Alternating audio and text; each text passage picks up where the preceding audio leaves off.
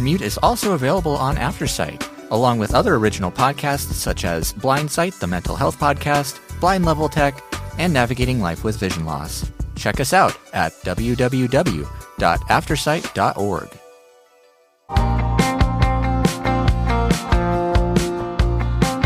Hey everybody, welcome back to Mac Chat for June 2025. So glad to have you here with us.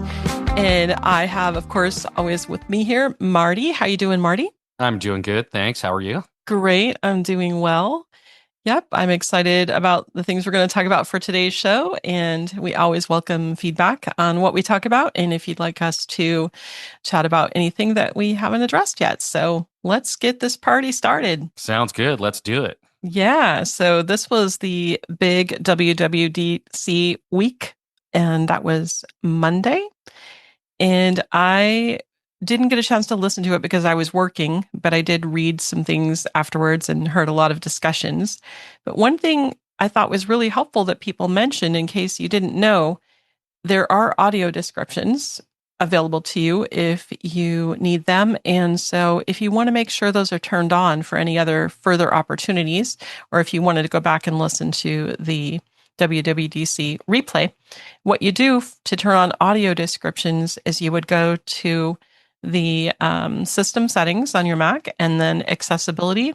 And then in there is audio descriptions, and you want to make sure that's toggled on. Have you used audio descriptions on your Mac, Marty? I haven't actually. Oh, okay. I should give it a try for sure. Yeah, definitely. I haven't actually either. I know I've used them on my iPhone for listening to movies and things that already are audio described, but Yeah. I haven't listened to things on my Mac yet with them. I know it's kind of weird because I never think of turning it on because I'm not typically watching movies or anything like that on my Mac. Or if I'm going to watch something, typically it's going to be a quick video that's just a few minutes long, and the audio that the video provides usually is sufficient, so. Right. Yep. So I know Apple has a lot of cool sort of pictures and effects and things that they run through when they're introducing something new or whatnot. So it would be cool to go and listen to that with the audio description on. So I'll have to try that. Yeah, we definitely will. And you can definitely go and watch the keynote on Apple's website. I believe it's still up there. Mm-hmm. And you can also watch it on their YouTube channel. So either one will work for you. Really cool. Well, that's a perfect segue, of course, into the content that was provided, WWDC, especially related to the Mac. And I know you've been thinking about a lot of that stuff, Marty. So what kind of stood out to you that you wanted to make sure that we know? Well, the first thing is, and this is across all the platforms, not just on the Mac platform, they're changing the name. So now it's going to be, for example, macOS 26 or iOS 26. All of the operating systems on Mac, iPhone, iPad, across all the devices, all the things are going to be called iOS 26. Right. Now, the only difference on the Mac is they are also going to keep the name. So the new name for the Mac operating system that is going to be coming out is called Tahoe. So it's going to be, I guess, if you were to go to settings and go to about, once you have it installed, it would be, I don't know what order it'll be in, but I think it's going to be either Tahoe 26 maybe, or 26 Tahoe. I don't know how they're going to do it, but that's the only one that's going to keep an actual name as well as the number. But everything else is going to just whatever the number is. So the purpose is so you can identify what year you're in, I guess is what they're saying. So by the time we get to the end of the summer and they release the new iPhones and stuff, then that's when they usually right around that time release all the new operating systems. And so since it's going to be the end of 25, it'll go into 26. So basically this operating system will be for the year of 26. And then, they'll do the next iteration, as you move forward in every year. So what do you think about that? I think the 26 part is kind of weird because it's coming out in 25, but they're kind of following the car models, I guess, Yeah, that's what a lot of people are saying. It's kind of interesting.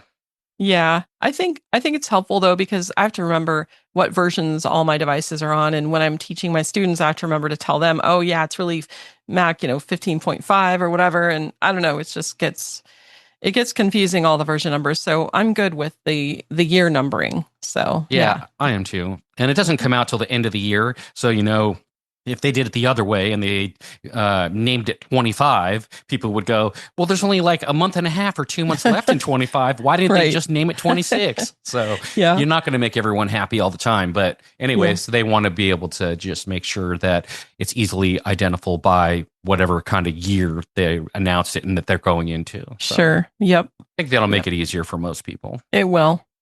Yep. Cool. So we got the new naming scheme. Mm-hmm. So let's talk about some of the new features. I'm not going to go into all of the things, but some of the cool new features in the new Mac operating system is Spotlight is pretty cool. They're doing a lot of upgrades. Now, a few episodes ago, Michael did like kind of a deep dive on all of the substitute Spotlight / menu items that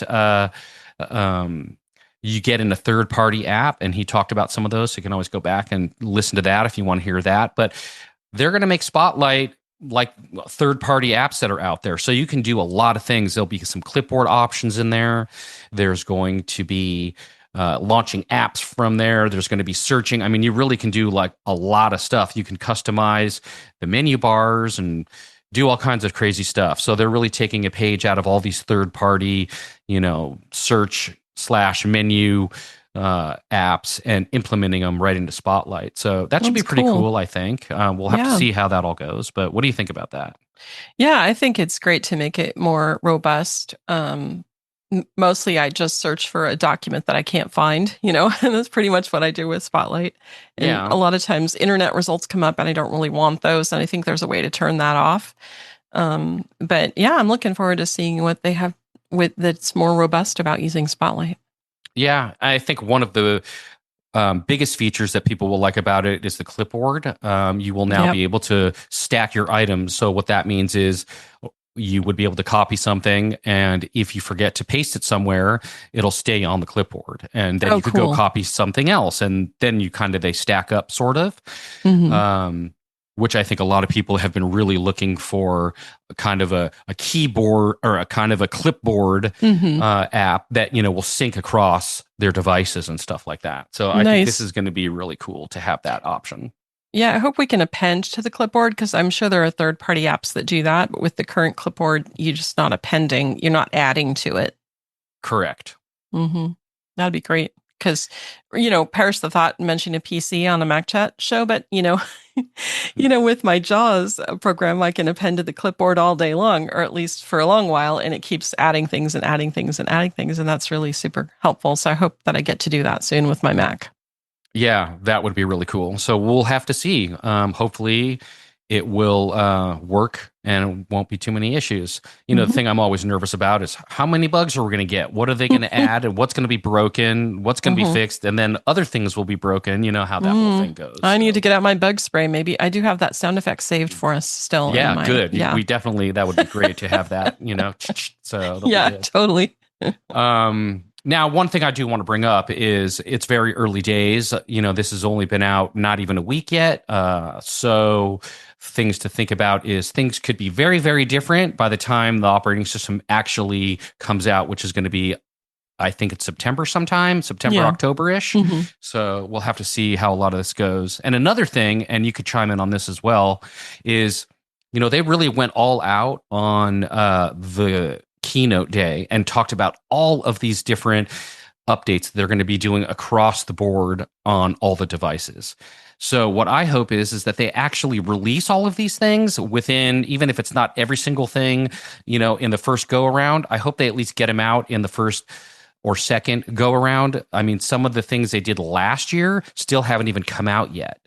So I hope that they release a lot of the things that they were talking about, all these new features right out of the gate, because it's kind of a bummer when you get all excited about a bunch of things that they're talking about implementing, and then all of a sudden, they don't come out, or they don't come out until 6-7 months later, and then you're almost coming up to the next WWDC. So right, we'll see how that goes, I guess. Yeah, I think they probably learned their lesson with the AI debacle last year, all that last year promising sort of over promising and under delivering with that. So Yeah, maybe and if you actually go back to watch the WWDC keynote from this year, they really don't bring up Siri hardly at all. nope. So that's pretty interesting. So Hmm. I'm curious to see, how that's going to go once the new operating system comes out, and see if they're actually going to have any upgrades or any Siri kind of stuff. That'll be interesting to kind of keep an eye out and see. Yeah, if they just take the best of everybody's AI and let me use it,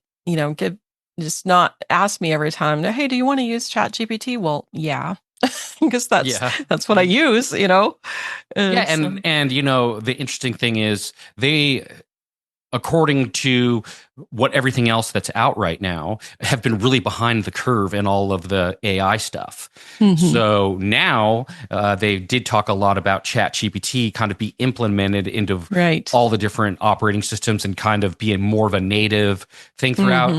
Hmm. Again, let's see what happens when it's actually time to get, the release on that and see how much is actually there. So Yeah, why not do that? Because I mean, the Google is the search, the automatic search. So why not have Chat GPT be the automatic go-to unless somebody doesn't want it, of course, but it's what I use and I love it. yeah, it's great. Cool.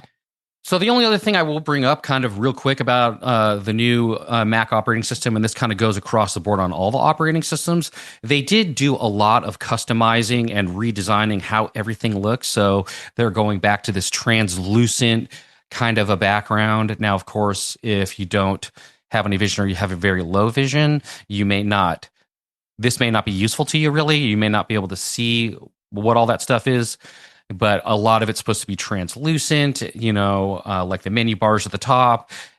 People don't like the notch on the laptops.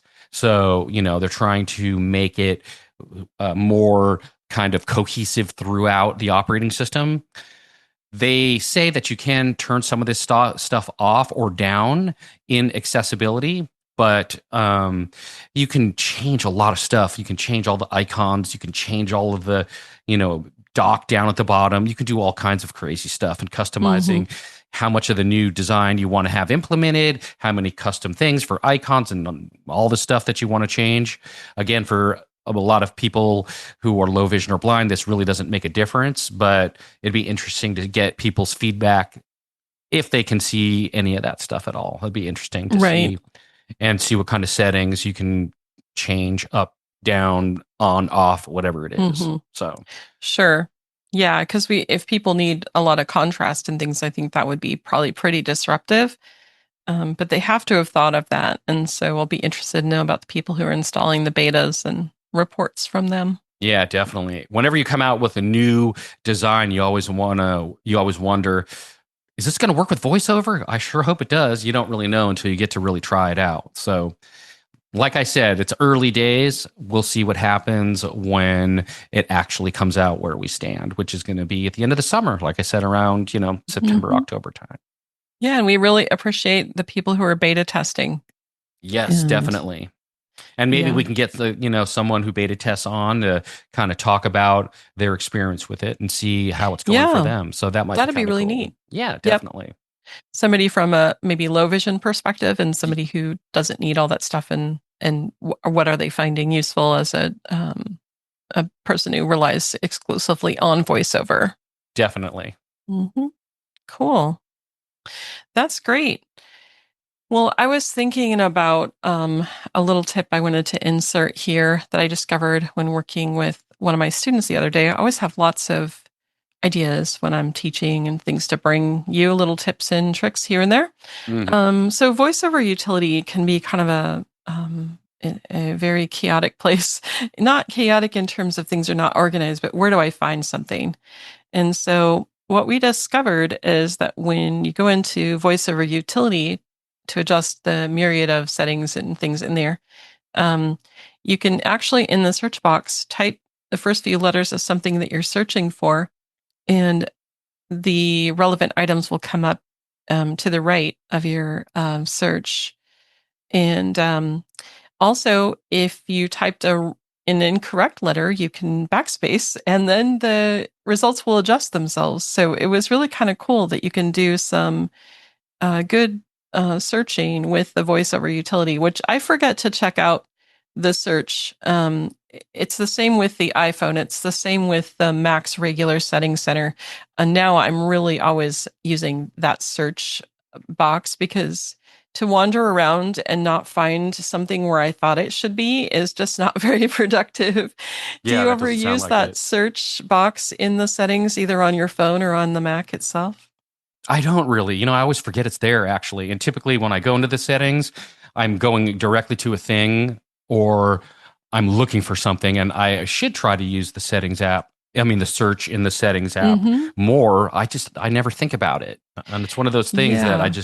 I don't think about it enough to go, Mm-hmm. oh, I should search in the, you know, so Yeah, I got to try and remember that more because that's a really good tip to help find something a lot quicker, especially if you don't know sure. where it is. Yeah, because you can wander around for a while and something isn't where you thought. And so just shift tabbing to that search box, and then you've got it made there, which is really cool to be able to.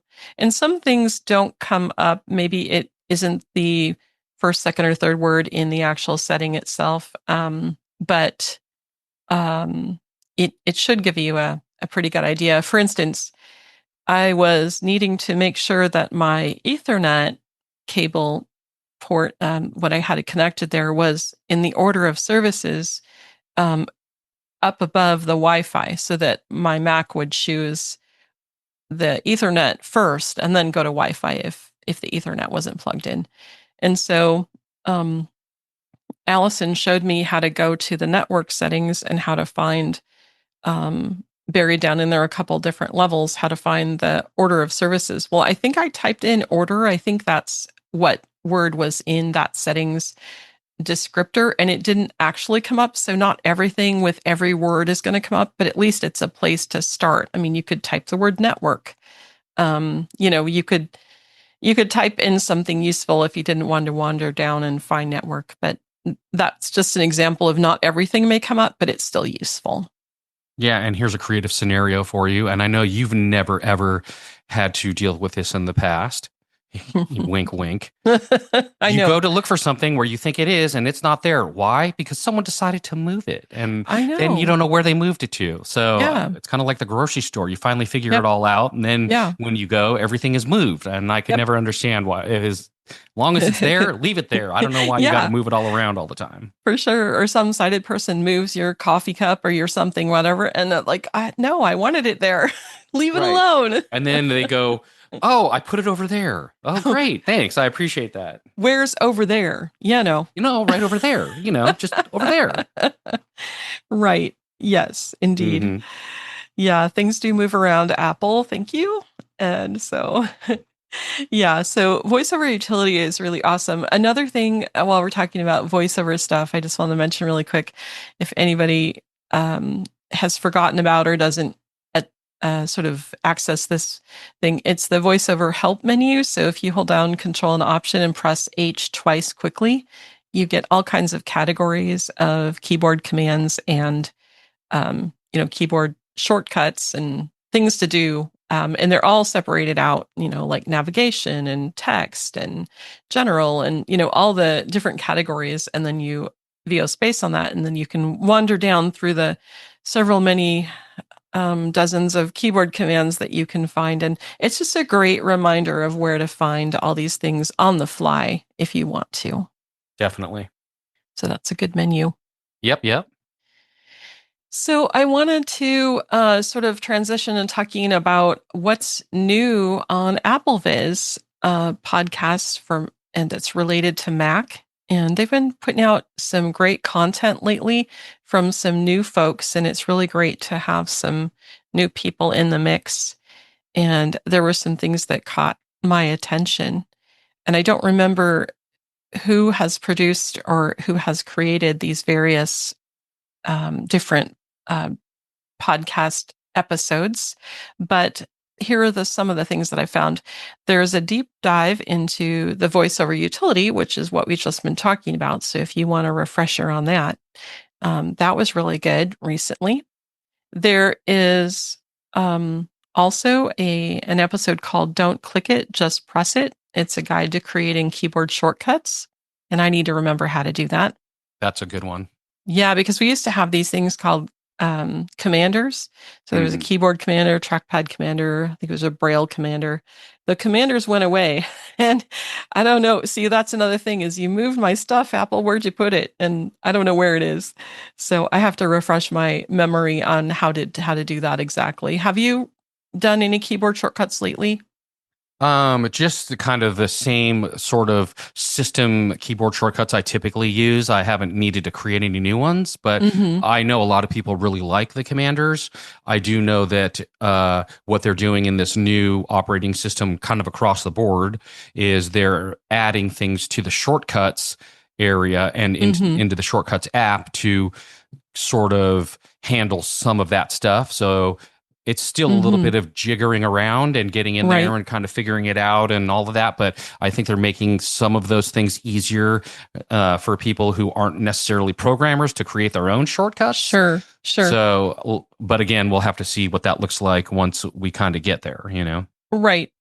So there's, the keyboard shortcuts, which I forgot how to get there because they took the commanders away and I haven't needed to do it. Like, for instance, my right option key S takes me to Safari. My right option key E takes me to the first edit box and so forth. And I set those up years and years ago, and they've traveled with my VoiceOver settings, my settings, and so that's really cool.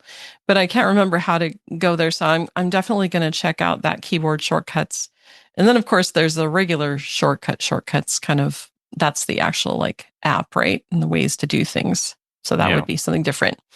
So then there's a demo by someone, I think he's from India, and he does some really nice demos, Siddharth. And he has one on PDF Gear, and it does OCR on PDFs that are images. And so he demonstrates that. It is available in the Mac App Store. I like his demos because he shows you, he tells you why something isn't going to work, but he doesn't just tell you that. He shows you, look, see, I did it this way. It really doesn't work, So if it's a button he's trying to find, or if it's a certain way he's trying to do something, he will demonstrate why that option off the starting line doesn't work, So anyway, so the PDF Gear is a fairly accessible app. It will definitely do AI, OCR on an image document. The thing that was interesting that he did demo is that there are a whole lot of buttons that don't appear to have labels, but if you keep going to the right, then there's the text that is associated with that button, and it will tell you. And then you have to interact with the button, and then I think you have to press VO spacebar. Anyway, it's a bit of doing to kind of get this thing to work. But I'm wondering if PDF Gear, how it compares to anything that an AI might produce. Like if you were to load that into, say, ChatGPT, does it do a comparable job on OCR kind of stuff, or is it ready for prime time like that with ChatGPT? Have you ever done any OCR with the ChatGPT on a PDF? I have not actually, but that's another thing to think about. I guess you can take a PDF and you can drop it in there, and maybe it'll do a pretty good job of OCR it, and then you can save the text and either copy it to your editor somewhere, or and then come back to it later or whatever. So that's what he did. He exported it to text, and then he loaded it into like text edit. Oh, cool. And it's called PDF Gear, right? And is that in the Mac App Store, you said? Yeah, PDF Gear. And does it cost anything, do you know, or is it just free? I believe he said it was free. Okay. Cool. Yeah, so it's worth checking out his tutorial because he does a nice job of demonstrating how you navigate to things, what things you choose, and also he leaves in there what he chose incorrectly. So I like that it's real time. Oops, I should have chosen this. So while the first choice was incorrect, it would have been the logical one. So he leaves an oops every once in a while just to have us realize, oh yeah, you would have thought to make that choice too, but actually it's this other thing. So, and getting past the button thing and then going over to the text labels that are actually the buttons themselves, apparently. Now, did you know, you probably do, because I think I mentioned this on a previous show, but if you press VO/ on a button, you can actually label it. Yeah, you did actually a little bit of a tutorial. I don't remember how far back, but and it might have even been on Digital Bytes maybe, but I think you did an episode on how to do that, at least, kind of get going doing that. So right. It's really cool as long as it's not a website with a dynamic button that might change its shape or appearance or look the or text whatever. on it or something. Yeah. Yeah, because when I recently installed some software for the new Vocaster that I just bought, I labeled some buttons on that. So yeah, I did. I'm not sure I'll ever need those buttons because I got it all set up, but and now you're good to go. Oh wait, but you know I what? guess it's You know something what? to know if you need it. Oh wait, it wasn't the Vocaster. It was the Insta360 camera I just bought. That was it. Yeah. I actually got one of those as well. Awesome. Yeah, it's really cool. And it just plugs into the Mac, and it has this really cool tracking feature. It's called AI tracking. And if I raise my right hand, not taking an oath or anything, but if I raise my right hand and I put my palm pointed to the camera, it will turn on the AI tracking feature. And so then if I shift in my chair, it follows my face. And then I don't have to, I'm very still usually because I'm usually reading my Braille display or, I'm just a pretty still person. But I think it's really cool that it tracks, and then you can raise your palm to the camera again and turn off the tracking. It's really cool. Yeah, if you can remember the gestures, they have a bunch of gestures that do a bunch of different things. It doesn't really help us a hugely amount, but you can put up a hand gesture and you can make the camera zoom in or out, and do a bunch of other things. The thing about it tracking you, which is different than any other camera that's out there, either a webcam kind of a thing, is that it actually has a built-in gimbal, which actually allows the camera itself to follow you around, which is pretty cool. Yeah. They don't all have that. So this camera is called an Insta360 Link, and some of them have certain features and some of them don't. It just depends on the model you get. But we got the same one, which is called the Insta360 Link, and that does have all the features that you would need, including the gimbal with the tracking and all of that. So. And I bought a tripod with it too, and it's just perfect because it's I did too. Yeah, that's great. Yeah, it's short enough to just be on my desk in case I need some extra height. And I actually went to the extra effort to put bump dots on my desk with at the point where all three legs of the tripod would extend to, so that when I sit in my chair, I put the camera with the tripod on the desk. Right at the bump dots, so that when I extend the legs, each leg is at a bump dot. And so then I know I'm exactly where I need to be. Now, that was probably, overdoing it, but, I never do that. Hey, so whatever helps, Yeah. I got a tripod for it as well. Awesome. I think it's just better because you can get more options of how or where you want the camera, especially the height, because a lot of the cameras, they just say, put it on top of your monitor. Well, if you have a laptop and, you always get that too low kind of, and you feel like it's looking up at you and it's kind of a weird angle. And sometimes if you're on a desktop, it could be too high, and it's hard to adjust it. So being able to put it on a tripod is really awesome. It is. And the software install, I had Aira help me set that up because it's not a terribly accessible install, but that being said, it didn't take very long, and most of the settings were default. I kept the gestures on, and there wasn't a lot. There wasn't a lot to do for the setup, but you did have to be able to access it. So a little visual assistance, but basically, I think it's set it and forget it, pretty much. Yeah, and basically, that means that the software that comes with it, Right. you need to Yes. install it, Yes. is not accessible. Right. So you Right. either need a sighted person to help you Mhm. out, Mhm.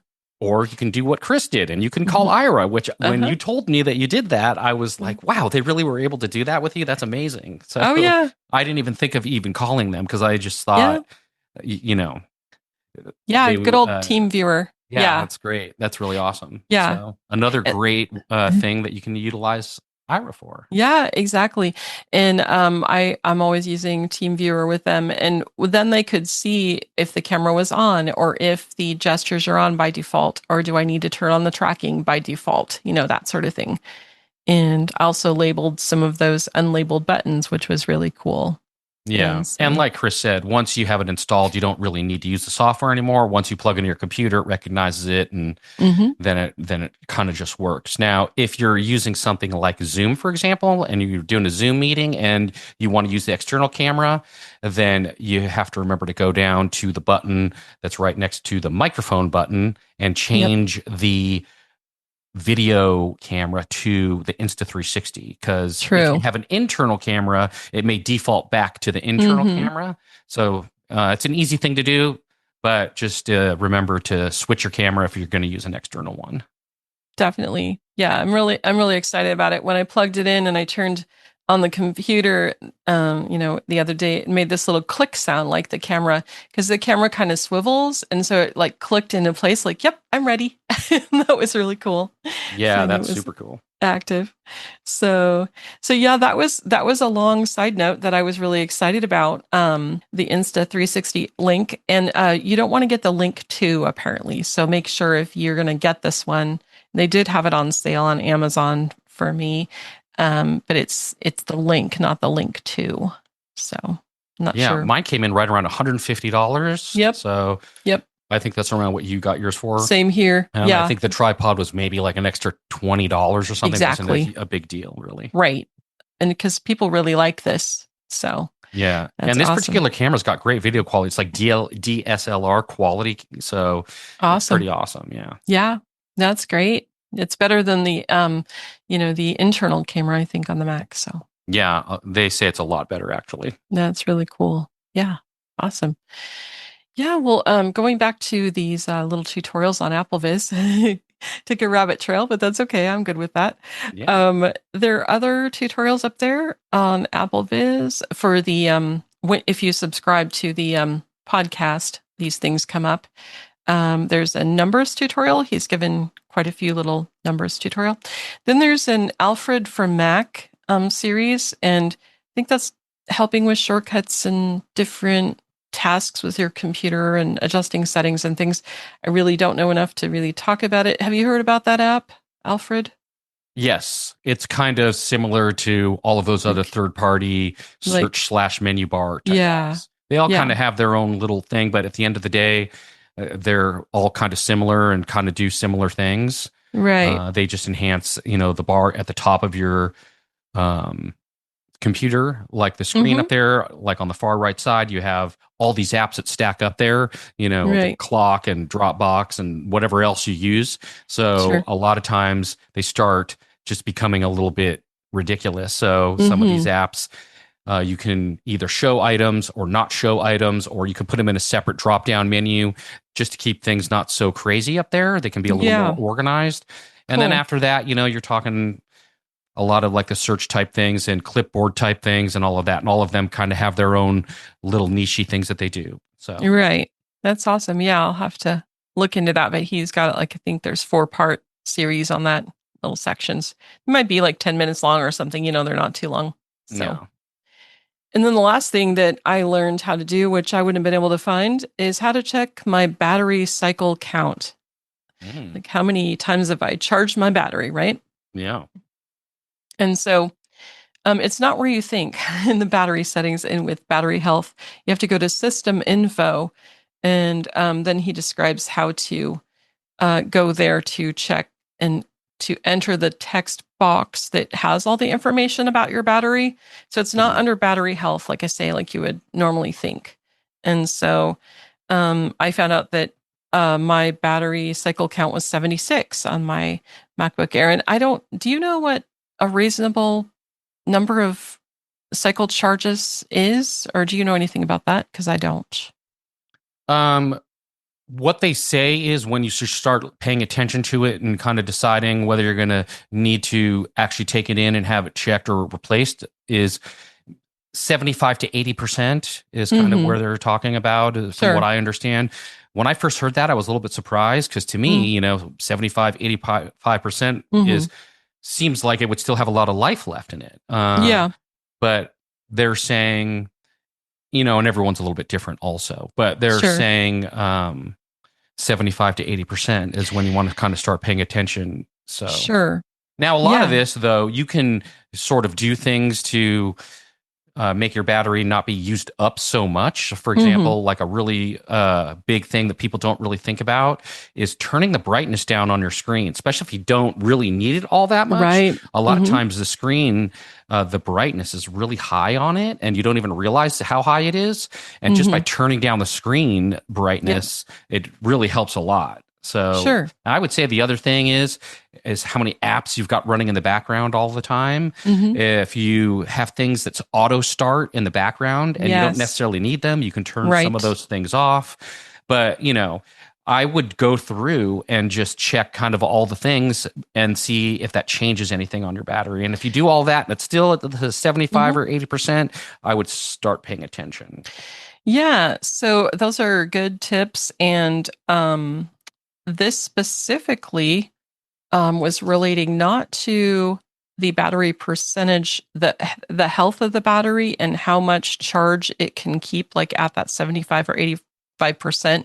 Like that's the maximum it can charge. But how many times have you charged it? How many cycles have you charged it? Apparently, I've charged my battery 76 times. Wow. And so I'm wondering, are we thinking the maximum number of charges it can sustain are 350 or what? I'd be interested to know how many charges my battery is expected, how many cycles, it's expected to be able to charge before it starts degrading. Yeah. I don't know what that number is, so I'd be curious to see what that number is as well. So yeah, the battery health was really good. I think it was near perfect, but I was just interested in how many times have I charged it. I would have thought I would have charged it more times than that, but maybe I don't think it's going from, okay, it's a 50% and now I charge it to 100. Does that count as one cycle? Or is it a complete discharge and then back up to 100? I think it is every time you charge it is what I think. But yeah. It'd be interesting to really know. So maybe if anybody has good knowledge on actual battery specificity, is that right? No. Specificity? That's the word of the day. All right. Can you say that word? Let us know. Chime in. You can always email us at feedback@unmute.show and we can get that feedback. That'd be awesome. Yeah, that's great. Yeah, because it really is important to do things that protect your battery health and don't tax it, beyond what's necessary. Yeah. So you can keep your Mac around for a long time without getting the battery replaced. Definitely. And if it's under Apple Care, well, that's a whole nother deal. So yeah, definitely. For sure. So my last topic I wanted to talk about is Remote Incident Manager. I really love using it in my teaching. I do a lot of remote teaching a couple days a week, and I do have some Mac students. And you haven't used that yet, have you, Marty? Remote Incident Manager? I have a little bit, not a huge amount though. Okay. So on the Mac, it's just great. And I love using it with my students who are blind or visually impaired. The thing where we've encountered a little bit of interesting snafu is if you want to remain anonymously blind. That's my new term. Yeah. Anonymously blind. So let's say that you're working as an instructor or even a consultant or a support person, and you're blind, person you're working with is sighted. This is cool because the person doesn't need to have VoiceOver running on their computer. But you also don't want to advertise, hey, guys, I'm blind. What do you know? So, you want to keep everybody in the dark, right? That's awesome. I love it. Yep, turnabout's fair play. Yeah. So what I didn't know is that it used to be that before Sequoia, the operating system Sequoia, I could remote into a sighted person's computer. Nothing would turn on differently on their end. They would just see me navigating around their computer. I would hear my voiceover talking to me, what would have been talking on their computer had they had voiceover on, if that makes sense. So it's verbalizing everything for me, but they have no idea. Well, something has happened in Sequoia where it's sort of half baked now. This little accessibility caption panel comes on and it shows you what voiceover is saying to me. And so it's obvious that there's something different going on here. And but their voiceover isn't talking. It's just showing the caption of what's being said to me, which is not okay. I should be able to have anonymity as a blind person. So then if they turn voiceover off and back on again, then of course they would have full speech on their computer. But the point is, the ability to remove my anonymity is missing. And so there are talks going on to rectify this situation. And so the reason I'm mentioning is because I'm going to be speaking at Macstock in a little under a month, and I'm super excited. And I'm demonstrating the Remote Incident Manager program via audio-video recording. And so Allison Sheridan, who is absolutely fantastic, of NoSilicast fame. Podfeet.com. Podfeet.com, yes. I always thought it was podfeed, and I had to spell it out as feet, F-E-E-T. So Yep. Podfeet.com has a wonderful blog up there about all of this that I'm going to briefly mention. So Allison has been helping me with a demo because you never want to do a live demo in front of 200 people when you're a new person with cruddy hotel Wi-Fi and 2 computers and 1 screen and just, forget it, right? Yeah. So we wanted to pre-record this. Well, there were all kinds of challenges with it. At one point, we had 3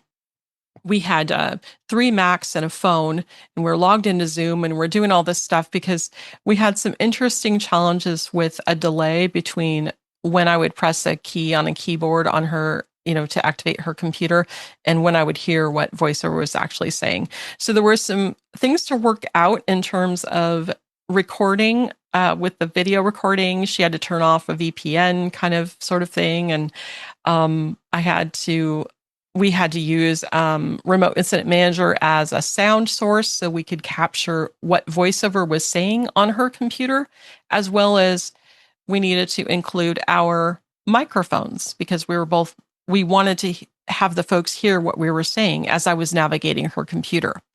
And we probably spent 8 hours on this thing for 4 minutes. I don't even know. So, but I was getting really stressed out because I wanted to be able to deliver on what I promised for this conference. And I want people to see how wonderfully accessible this program is to be able to allow me to teach remotely, to be able to allow me to help a sighted person with their computer. And I'm really super excited about it.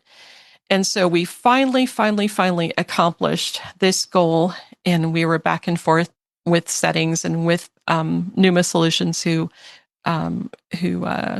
create and sell the software. And it's just been really a ride and a half. And I really appreciate Allison for helping me. But what I was able to do was to effectively demonstrate how to go to a website, to go to the toolbar, select a web address after I had gone to the website I wanted, and then create a note, create the text that I wanted in the note, highlight a piece of text, insert the link, and then show people, hey, it's clickable. And so I wanted to do something practical that would be useful to the sighted attendees, but at the same time show them it's completely accessible for me to remote into Allison's computer. But it was a wild ride in getting there. And if you want to read all the gory details, she'll have her blog up there on podfeet.com, and she really outlines everything wonderfully. And there will be a video there that people can hear the whole recording. I think it's just 4 or 5 minutes long. It's not very long, but it does detail what we did, how I demonstrate that. So, and here's an interesting question I was actually thinking about. So right now, in your testing, you guys are in different places. Yes. But when you actually do this presentation, you guys are going to be in the same place. And I wonder if it'll act different when you're both on the same network. No, I don't think so. But because hotel Wi-Fi is so slow, we are not even going to attempt a live demo. And there's apparently no way to show two computers on one big screen there. And so that's why I'm bringing on a thumb drive stored in a couple different places in Dropboxes and things, so it won't be lost.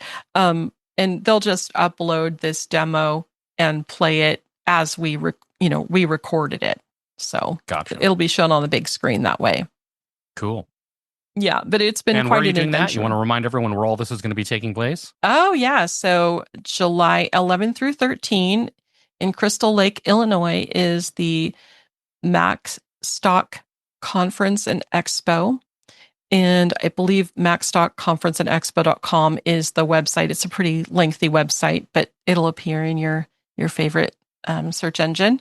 But it's a great place for a couple hundred or more Mac users to gather. And I guess you have instant friends because they all know they have something in common.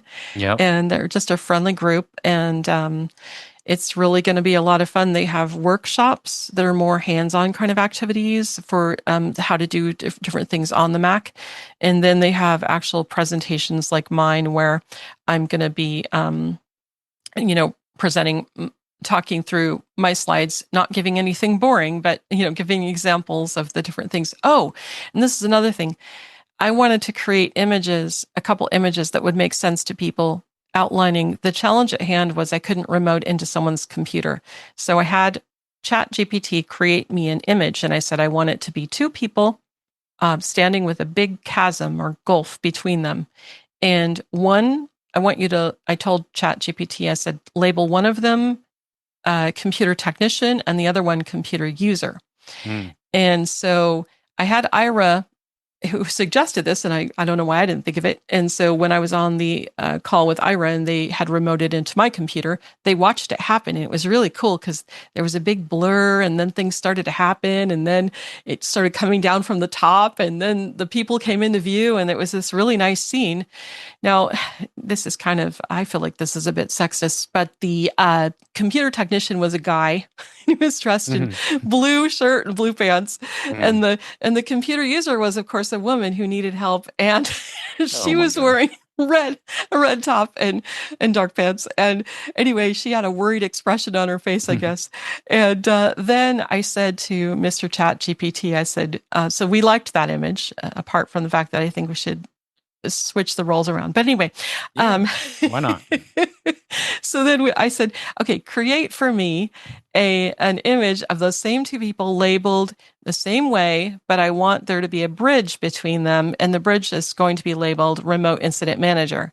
So as I had pictured in my mind, it had the same two people labeled the same way. I guess the woman wasn't so worried now. And now there was a bridge made out of the words Remote Incident Manager, which is the way I had pictured it in my mind. And so that was really cool. And Aira really liked the images. And so we downloaded them and they inserted them. The problem was I can't remote into a computer. This is an image I want to stick with people. I want those sighted people to remember, hey, inaccessibility is like a gulf. I can't get there. I can't help you. I can't do this thing. And then the bridge of Remote Incident Manager allows us to freely go back and forth. The computer user could remote into my computer if that was appropriate. We can flip the session. So anyway, it was really great to have ChatGPT create these images that are usable for me, and Aira could confirm. And then we inserted them in the slide, and it was really awesome. Sounds like it. Yeah. Do you know if there's going to be any way to be able to see any of the presentations at Macstock after it's over, or do you know? I don't know if that's available if you hadn't registered, but I do know that Mac Geek Gab, one of our favorite Apple podcasts, is Mac Podcast is actually doing their show there Saturday night. They're recording live, and that's going to be great. Yeah, if you subscribe and you also subscribe to the calendar, that's the real important bit. If you subscribe to the show and then you go on the Mac Geek Gab website and you subscribe to the calendar, then you'll get notifications of when they're recording live. And so when they're doing that, you could just then tune in either on their video feed, or I just do the audio feed because it works better for me. And then you could hear them record live from Macstock. I'm really pretty sure if you subscribe to the calendar, you can do that. Awesome. That sounds great. We'll have to track that and see if we can watch their live broadcast from Macstock. That'd be awesome. That's great.